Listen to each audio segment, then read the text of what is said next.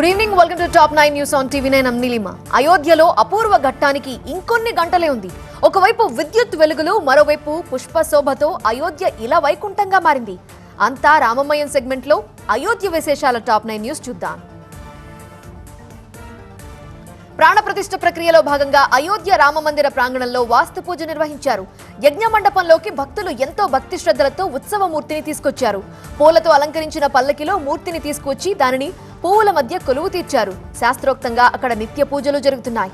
ఈ నెల 22న మధ్యాహ్నం 12:30 ప్రాంతంలో అభిజిత్ ముహూర్తంలో బాలరాముడి విగ్రహాన్ని ప్రాణప్రతిష్ఠ చేస్తారు. అయోధ్య రామమందిరానికి తాళాల నగరం అలీగఢ్ పంపిన భారీ తాళం చేరింది. భక్తుల జై శ్రీరామ్ నినాదాల మధ్య ఈ 400 కేజీల తాళాన్ని క్రెయిన్తో ఎత్తారు. అలీగఢ్కు చెందిన సత్యప్రకాష్ శర్మ, రుక్మిణి దంపతులు ఈ తాళాన్ని 2 ఏళ్ల క్రితం తయారు చేశారు. సత్యప్రకాష్ శర్మ ఈ మధ్య కన్నుమూశారు. ఈ తాళాన్ని అయోధ్య మందిరానికి అప్పగించాలి అన్నది ఆయన కోరిక. ఈ తాళం ద్వారా అలీగఢ్కు అంతర్జాతీయ ఖ్యాతి లభిస్తుందని ఈ తాళానికి పూజలు చేసిన మహామండలేశ్వర్ అన్నపూర్ణ భారతి పూరి అన్నారు. బాలరాముడిని అలంకరించేందుకు బంగారంతో చేసిన కిరీటాన్ని బీహార్ దర్బాంగాకు చెందిన రాజవంశీకులు అయోధ్య తీసుకొచ్చారు. అంతేకాకుండా వెండితో చేసిన ధనుస్సు, బాణాలు, వెండి పాదుకలు కూడా శ్రీరాముడికి సమర్పించనున్నారు. అయోధ్యలో ప్రాణప్రతిష్ఠ సందర్భంగా యాగం నిర్వహిస్తున్న యాగశాలకు సమీపంలో భక్తులు నిరంతరాయ రామనామం జపిస్తున్నారు. వేల సంఖ్యలో భక్తులు వంతుల వారీగా ఈ జపంలో పాల్గొంటున్నారు. నేపాల్కు చెందిన అనేక మంది భక్తులు ఈ జపంలో భాగస్వాములుగా ఉన్నారు. 9 రోజుల పాటు ఈ అఖండ రామనామం జపం సాగనుంది. అయోధ్య రామ మందిరాన్ని, అయోధ్య నగరాన్ని పుష్పాలతో అలంకరించేందుకు దాదాపు 800 మంది పనివాళ్లు రాత్రింబవళ్లు శ్రమిస్తున్నారు. దాదాపు 1100 టన్నుల పూలను అలంకరణ కోసం ఉపయోగిస్తున్నారు. ఢిల్లీ, బెంగళూరు, కోల్కతా నుండి పూలు తెప్పిస్తున్నారు. పూలపై జై శ్రీరామ్ అనే అక్షరాలు వచ్చేలా ప్రత్యేకంగా అలంకరిస్తున్నారు. స్వస్తిక్, ఓం ఆకృతులను పూలతో తీర్చిదిద్దుతున్నారు. గుట్టలు గుట్టలుగా పూలదండలు అయోధ్య నగరంలో కనిపిస్తున్నాయి. అయోధ్య బాలరాముడి రూపాన్ని బెంగళూరుకు చెందిన software engineer Sachin chalk piece పై అద్భుతంగా చెక్కారు. వాస్తవానికి చాక్ పీస్ పై రామమందిరాన్ని రూపొందించాలని ప్రయత్నించారు. కానీ సంక్లిష్టమైన ఆలయ స్వరూపం, అందులోని పిల్లర్లు అన్ని కూడా చాక్ పీస్ పై రూపొందించడం కష్టమని భావించారు. అందుకే రాముడి రూపాన్ని చాక్ పీస్ పై చెక్కాలని నిర్ణయించుకొని అద్భుతమైన రూపాన్ని రూపొందించారు. వీటిని అయోధ్య ట్రస్ట్ ప్రతినిధులకు చూపి వారి ఆమోద ముద్ర కూడా తీసుకున్నారు. ఒక్కో చాక్ పీస్ పై రాముడి రూపాన్ని తీర్చిదిద్దేందుకు 12 గంటల సమయం పడుతుందని సచిన్ తెలిపారు. సచిన్ రూపొందించిన ఈ చాక్ పీస్ రాముడిని ప్రాణప్రతిష్ఠకొచ్చే అతిథులకు బహుమతిగా ఇవ్వనున్నారు. అయోధ్యలో రామమందిర ప్రాణప్రతిష్ఠ సందర్భంగా ప్రతి ఒక్కరూ ఈ నెల 21న రామజ్యోతి వెలిగించాలని ప్రధాని పిలుపునిచ్చారు. ఇందులో భాగంగా రాజస్థాన్ జోధ్పూర్ మున్సిపల్ కార్పొరేషన్ అక్కడి ప్రజలకు ప్రమిదలు అందజేస్తోంది. 5 లక్షల ప్రమిదలను కార్పొరేషన్ సేకరించింది. ఒక్కో ఇంటికి 5 ప్రమిదలు అందజేస్తున్నారు. మున్సిపల్ సిబ్బందితో పాటు కొన్ని స్వచ్ఛంద సంస్థలకు కూడా ఈ పంపిణీ బాధ్యత అప్పగించారు. అయోధ్యలో ఎన్డీఆర్ఎఫ్ ప్రత్యేక క్యాంప్ ఏర్పాటు చేసింది. ఎటువంటి ఘటన జరిగినా ఎదుర్కొనేందుకు తాము సిద్ధంగా ఉన్నట్లు ఎన్డీఆర్ఎఫ్ ప్రకటించింది. ప్రజలు నిశ్చింతంగా ఉండొచ్చు అని భరోసా ఇచ్చింది. మరోవైపు యూపీ పోలీసులు అయోధ్య భద్రత కోసం ప్రత్యేకమైన గరుడ డ్రోన్ ఉపయోగిస్తున్నారు. ఈ డ్రోన్ ద్వారా అనౌన్స్మెంట్ కూడా ఇవ్వచ్చు. ఈ డ్రోన్ అయోధ్య మొత్తం పహారా కాస్తుంది. ఢిల్లీ నుండి అయోధ్య వరకు ఇస్కాన్ నిర్వహించిన శోభాయాత్ర అయోధ్యకి చేరుకుంది. ఇందులో అమెరికా, యూరోపియన్ దేశాలకు చెందిన ఇస్కాన్ భక్తులు పాల్గొన్నారు. అయోధ్య ఎంతో అద్భుతంగా ఉందని విదేశీ భక్తులు కొనియాడారు. ప్రతి ఒక్కరూ రామనామాన్ని జపిస్తుండటం ఎంతో గొప్పగా ఉందన్నారు. రామేశ్వరుణ్ణి దర్శించుకున్న ప్రధాని, అసోంలో Rahul, Amit Shah. National news segment లో టాప్ 9 న్యూస్ చూద్దాం. రామాలయ ప్రాణప్రతిష్ఠ సందర్భంగా దీక్ష చేపట్టిన ప్రధాని మోదీ రాముడితో ముడిపడి ఉన్న పుణ్యక్షేత్రాలను సందర్శిస్తున్నారు. ఇందులో భాగంగా రామేశ్వరంలోని రామనాథుడిని దర్శించుకున్నారు. కాషాయ శాలువ, కాషాయ దోవతి ధరించి ప్రధాని మోదీ ఆలయంలోకి వచ్చారు. రామేశ్వర ఆలయంలో ప్రదక్షిణలు చేశారు. 12 జ్యోతిర్లింగాలలో ఒకటి రామేశ్వరం. ఆలయ పూజారులు ప్రధాని మోదీకి తీర్థం, విభూతి, ప్రసాదాన్ని అందించారు. రామేశ్వరం ఆలయ ప్రాంగణంలో ఏర్పాటు చేసిన రామాయణ పారాయణ కార్యక్రమంలో ప్రధాని మోదీ పాల్గొన్నారు. ఈ కార్యక్రమంలో 8 భాషల్లో రామాయణ పారాయణం చేశారు. వనవాసం తరువాత శ్రీరాముడు అయోధ్యకు తిరిగి వచ్చే ఘట్టాన్ని కళాకారులు తమ తమ భాషల్లో గానం చేశారు. గుజరాతీ, గురుముఖి, మైథిలి, అవధి, సంస్కృత భాషల్లో కళాకారులు ప్రధాని సమక్షంలో రామాయణ పారాయణం చేశారు. తమిళనాడు పర్యటనలో భాగంగా ప్రధాని నరేంద్ర మోదీ ప్రపంచ ప్రఖ్యాత శ్రీరంగం ఆలయాన్ని సందర్శించారు. ఆలయ పూజారులు ఆయనకు పూర్ణ కుంభంతో స్వాగతం పలికారు. భారతదేశ ప్రధాని ఒకరు శ్రీరంగం ఆలయాన్ని సందర్శించడం ఇదే మొదటిసారి. తమిళ సంప్రదాయ దుస్తులు ధరించిన ప్రధాని ఆలయం చుట్టూ ప్రదక్షిణలు చేశారు. గరుడాళ్వార్ సన్నిధి, రామానుజాచార్య సన్నిధి, చక్రతాళ్వార్ సన్నిధిని సందర్శించారు. ఆలయంలోని పట్టపు ఏనుగు ఆండాళ్ నుండి ఆశీర్వచనం తీసుకున్నారు. ఆలయ పూజారులు ప్రధాని మోదీకి సెటారితో దీవించారు. ఆ తర్వాత ప్రధాని మోదీ ఆలయ ప్రాంగణంలో శాస్త్రీయ కళాకారులు ఆలపించిన కంబరామాయణాన్ని ఆలకించారు. శ్రీరంగం ఆలయ సందర్శనకు వచ్చిన ప్రధాని మోదీకి తిరుచిరాపల్లి ప్రజలు ఘన స్వాగతం పలికారు. దారి పొడవునా నిల్చొని ప్రధానికి అభివాదం చేశారు. అలానే రామేశ్వరంలోనూ ప్రధాని రోడ్ షో నిర్వహించారు. కారులోంచి బయటకొచ్చి మరీ తనను చూసేందుకు వచ్చిన ప్రజలకు అభివాదం చేశారు మోదీ. రామేశ్వరంలో ప్రధాని ప్రయాణించిన మార్గంలో పెద్ద సంఖ్యలో బీజేపీ కార్యకర్తలు పాల్గొన్నారు. దారి పొడవునా బీజేపీ జెండాలు కనిపించాయి. రామేశ్వరం రామనాథ ఆలయం సందర్శన సందర్భంగా ప్రధాని మోదీ సముద్ర స్నానం చేశారు. రుద్రాక్షమాలతో జపం చేస్తూ సముద్రంలో మునిగారు. అలానే తడి వస్త్రాలతో ఆలయంలోని బావుల జలంతో పుణ్యస్నానం చేశారు. ఆ తరువాత ఆలయంలో ప్రదక్షిణలు చేశారు. రాహుల్ గాంధీ చేపట్టిన న్యాయ్ యాత్రలో కాంగ్రెస్ పాలనలో సర్వం కోల్పోయిన అసోం ప్రజలు న్యాయం కోరుతున్నారని హోంమంత్రి అమిత్ షా అన్నారు. మోదీ పరిపాలనలో అసోంలో నవశకం ప్రారంభమైందని తెలిపారు. గౌహతిలో అసోం పోలీస్ కమాండోల పాసింగ్ అవుట్ పరేడ్లో అమిత్ షా పాల్గొన్నారు. కమాండోల గౌరవ వందనం స్వీకరించారు. భారత్ బంగ్లాదేశ్ సరిహద్దుల వెంబడి కంచె వేసినట్టుగానే మయన్మార్ భారత్ సరిహద్దుల్లోనూ త్వరలో కంచె వేస్తామని అమిత్ షా ప్రకటించారు. ప్రస్తుతం భారత్ మయన్మార్ సరిహద్దుల్లో అటూ ఇటూ ఉండే ప్రజలు 16 కిలోమీటర్ల వరకు అటూ ఇటూ ఎటువంటి వీసా లేకుండా తిరగవచ్చు.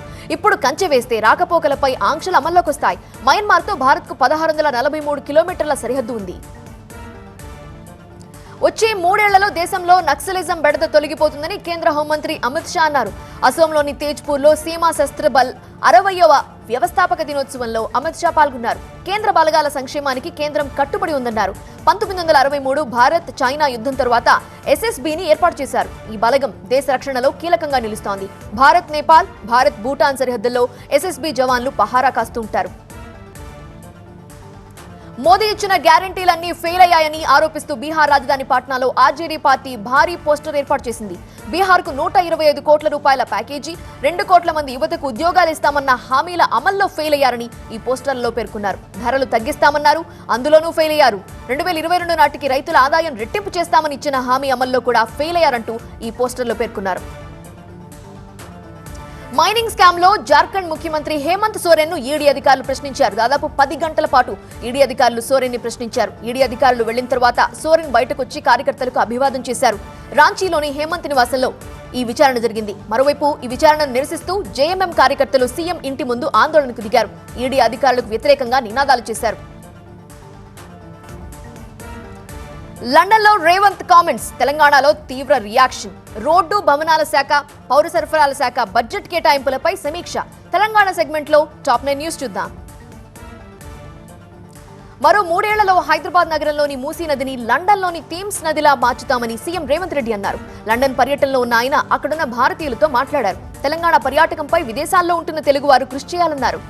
బీఆర్ఎస్ పై సీఎం రేవంత్ తీవ్ర స్థాయిలో విమర్శలు చేశారు. 100 మీటర్ల గొయ్యి తవ్వి బీఆర్ఎస్ ను పాతి పెడతామన్నారు. 100 మీటర్ల లోతులో బీఆర్ఎస్ ను బొంద పెడతామన్న సీఎం రేవంత్ రెడ్డి వ్యాఖ్యలపై తీవ్ర ఆగ్రహం వ్యక్తం చేశారు. బీఆర్ఎస్ వర్కింగ్ ప్రెసిడెంట్ కేటీఆర్ పాతి పెట్టడం సంగతి కాదు, ముందు 100 రోజుల్లో అమలు చేస్తామన్న హామీల సంగతి ఏంటి అని ప్రశ్నించారు.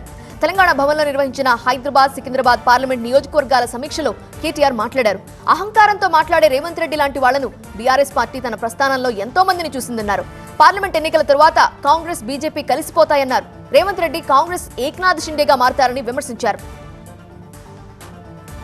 నక్సల్ ప్రభావిత ప్రాంతాల్లో రోడ్డు కనెక్టివిటీ పెంచేందుకు నిధులు కేటాయిస్తామని డిప్యూటీ సీఎం భట్టి విక్రమార్క తెలిపారు.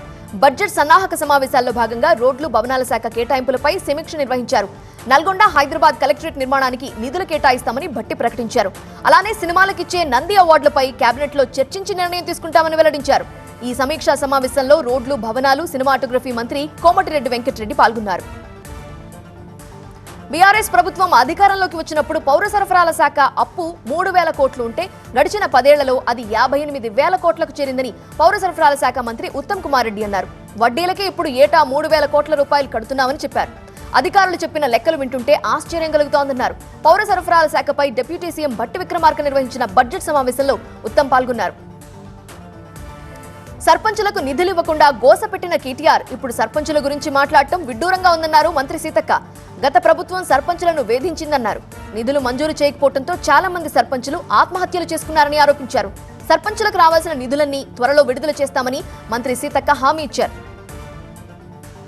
గోషామహల్ ఎమ్మెల్యే రాజాసింగ్ వస్తున్న బెదిరింపు కాల్స్ జాడను సైబర్ క్రైమ్ పోలీసులు కనుగొన్నారు. కువైట్ లో ఉంటున్న మహమ్మద్ ఖాసిం నుండి ఈ కాల్స్ వస్తున్నట్టుగా గుర్తించారు. ఇతను 14 ఏళ్లుగా కువైట్ లో ఉంటున్నాడు. మహమ్మద్ ఖాసిం ను పట్టుకునేందుకు సైబర్ క్రైమ్ పోలీసులు లుక్అవుట్ సర్కిల్ జారీ చేశారు. వాయిస్ ఓవర్ ఇంటర్నెట్ ప్రోటోకాల్ ద్వారా ఇతను రాజాసింగ్ కు బెదిరింపు కాల్స్ చేస్తున్నాడు. తనకొస్తున్న బెదిరింపు కాల్స్ పై ఈ మధ్య డీజీపీకి రాజాసింగ్ కంప్లైంట్ చేశారు. కేఆర్ఎంబీకి తెలంగాణ ప్రాజెక్టులు అప్పగించడంతో నష్టం జరుగుతోందన్న హరీష్ రావు వ్యాఖ్యలపై మండిపడ్డారు బీజేపీ నేత రఘునందన్ రావు. 2016లో కేంద్ర జలశక్తి మంత్రి సమక్షంలోనే 2 తెలుగు రాష్ట్రాల సీఎంలు కృష్ణా జలాలపై ఒప్పందం చేసుకున్నారని తెలిపారు. 299 టీఎంసీలు చాలని కేసీఆర్ సంతకం చేసిన విషయాన్ని రఘునందన్ రావు గుర్తు చేశారు. జీహెచ్ఎంసీ పరిధిలోని మల్కాజ్గిరి సర్కిల్లో తోపుడు బండ్లను తొలగించడంపై మల్కాజ్గిరి ఎమ్మెల్యే మర్రి రాజశేఖర్ రెడ్డి తీవ్ర నిరసన తెలిపారు. మల్కాజ్గిరి జీహెచ్ఎంసీ సర్కిల్ కార్యాలయం ముందు బైఠాయించారు. అధికారులు కావాలని బీఆర్ఎస్ సానుభూతి పరులను లక్ష్యంగా చేసుకుని ఇలాంటి పనులు చేస్తున్నారని రాజశేఖర్ రెడ్డి ఆరోపించారు. ఎమ్మెల్యేకు మద్దతు బీఆర్ఎస్ నాయకులు కార్యకర్తలు కూడా ఈ నిరసనలో పెద్ద సంఖ్యలో పాల్గొన్నారు. Bhuvanagiri municipal chairman, vice chairman తమ పదవులకు రాజీనామా చేశారు. తమ రాజీనామా లేఖలను వాళ్లు మున్సిపల్ కమిషనర్కు అందించారు. వీరిపై పెట్టిన అవిశ్వాసం ఈ నెల 23న చర్చకు రానుంది. ఈ క్రమంలో వీళ్లు తమ పదవులకు రాజీనామా చేసినట్లుగా తెలుస్తోంది. చైర్మన్, వైస్ చైర్మన్ పై అసంతృప్తితో ఉన్న బీఆర్ఎస్ కౌన్సిలర్లతో పాటు కాంగ్రెస్, బీజేపీ కౌన్సిలర్లు 31 మంది అవిశ్వాసం ప్రతిపాదిస్తూ గత నెల 30న కలెక్టర్కు తీర్మానం అందించారు.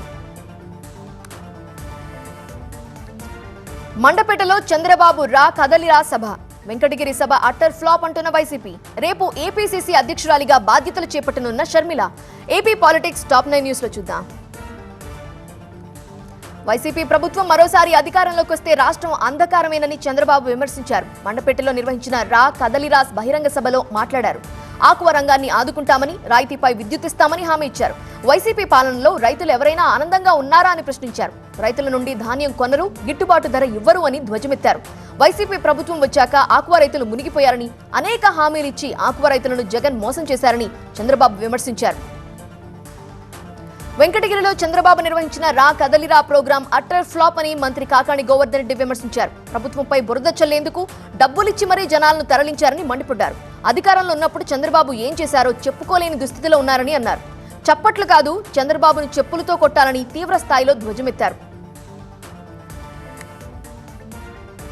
కాల్ మనీ అక్రమ వ్యాపారాలు చేసే వాళ్ల గురించి తాను మాట్లాడనని ఎంపీ కేశినేని నాని అన్నారు. పెండ్యాలలో 70 లక్షల అభివృద్ధి కార్యక్రమాల్లో పాల్గొన్నారు.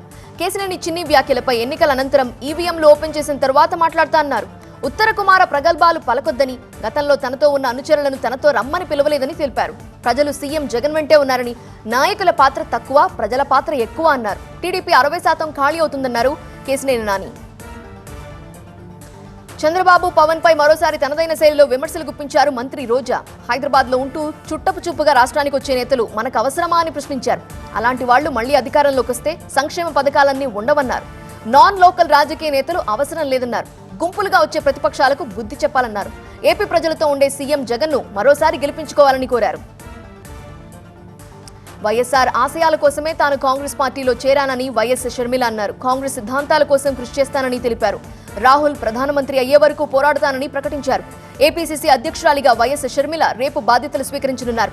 ఈ సందర్భంగా ఆమె ఇడుపులపాయలోని వైఎస్ఆర్ ఘాట్ దగ్గర నివాళి అర్పించి అనంతరం మాట్లాడారు. షర్మిల వెంట KVP Ramachandrarao, Congress working committee సభ్యుడు రఘువీరారెడ్డి ఇడుపులపాయకు వచ్చారు. 80 రోజుల్లో జగన్ ప్రభుత్వం కూలిపోతుందని టీడీపీ ఎమ్మెల్యే పయ్యావుల కేశవ్ జోస్యం చెప్పారు. అమరావతిలో మహిళలతో వ్యవహరించినట్టుగానే అంగన్వాడీలతోనూ వ్యవహరిస్తున్నారని కేశవ్ ఆరోపించారు. ఉరవకొండలో ఎన్టీఆర్ విగ్రహావిష్కరణ కార్యక్రమంలో కేశవ్ పాల్గొన్నారు. ఈ విగ్రహాన్ని బీజేపీ అధ్యక్షురాలు పురంధేశ్వరి ఆవిష్కరించారు. రాజకీయాలకు అతీతమైన వ్యక్తి ఎన్టీఆర్ అనే అన్నారు పురంధేశ్వరి. ఎన్టీఆర్ పేరు ఎత్తకుండా రాష్ట్రంలో ఏ రాజకీయ పార్టీ కూడా రాజకీయాల గురించి మాట్లాడలేరని, అలాంటి పరిస్థితి ఉందని అన్నారు. ప్రత్యేక హోదా ముగిసిన అధ్యాయం కాదన్నారు జై భారత్ నేషనల్ పార్టీ అధ్యక్షుడు జేడీ లక్ష్మీనారాయణ. విజయవాడలో జరిగిన విభజన హామీల సాధన సమితి సదస్సులో ఆయన పాల్గొన్నారు. రాష్ట్రానికి ప్రత్యేక హోదా వస్తే ఏం జరుగుతుంది అనే అంశాన్ని ఉదాహరణతో వివరిస్తే యువత ఈ పోరాటానికి మద్దతుగా నిలుస్తుందని అభిప్రాయపడ్డారు. అనంతపురం జిల్లా ఉరవకొండలో మంత్రి పెద్దిరెడ్డి రామచంద్రారెడ్డికి నిరసన సెగ తగిలింది. ఈ నెల 23న ఉరవకొండలో సీఎం పర్యటన ఏర్పాట్లు పరిశీలించేందుకు వచ్చిన మంత్రి కాన్వాయ్ని అంగన్వాడీలు అడ్డుకున్నారు. వారు మంత్రి వాహనం ఎదుట బైఠాయించడంతో దాదాపు అరగంట పాటు ఆయన రోడ్డుపైనే వేచి ఉండాల్సి వచ్చింది.